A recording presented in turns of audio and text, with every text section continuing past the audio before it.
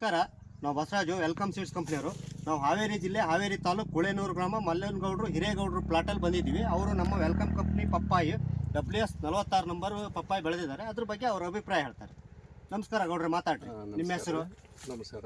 ನಾವು ಮಲ್ಲನಗೌಡ ಬಸವನಗೌಡ ಹಿರೇಗೌಡ ಅಂತ ಶಾಖೆನ ಕುಳೇನೂರು ರೀ, ಹಾವೇರಿ ತಾಲೂಕು ಹಾವೇರಿ ಜಿಲ್ಲಾ.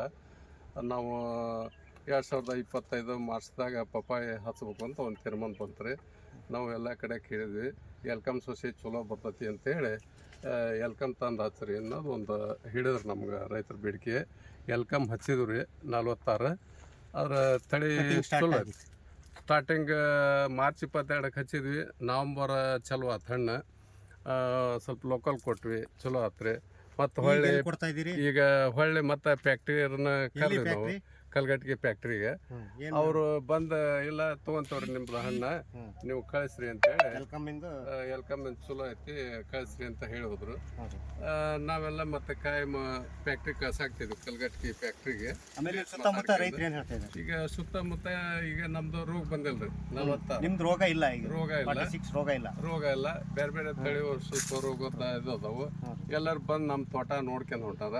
ಇದು ಚಲೋ ಬರ್ತೈತಿ, ತೂಕ ಬರ್ತೈತಿ, ರೈತರಿಗೆ ಹಚ್ಚಿದ್ರೆ ಒಳ್ಳೇದಾಗತಿ. ಹಂಗ ರೈತರಿಗೆ ಏನು ಹೇಳ್ತೀರಿ? ಈಗ ರೈತರಿಗೆ ನಾವು ಎಲ್ಕಮ್ 46 ಹಚ್ಚ್ರಿ, ಚಲೋ ಇಳುವರಿ ಬರ್ತೈತಿ, ಮತ್ತು ರೋಗ ಕಡಿಮೆ ಐತಿ ಅಂತ ಹೇಳ್ತಾವ್ರಿ. ಎಲ್ಲರಿಗೆ ನಾವು ಅದನ್ನ ಹೇಳಿ ಕಳ್ಸೇವಿ ಬಂದಾರಿ ನಮ್ಮ ತೋಟಕ್ಕೆ. ಥ್ಯಾಂಕ್ಸ್ ಗೌಡ್ರಿ. ಥ್ಯಾಂಕ್ಸ್, ನಮಸ್ಕಾರ.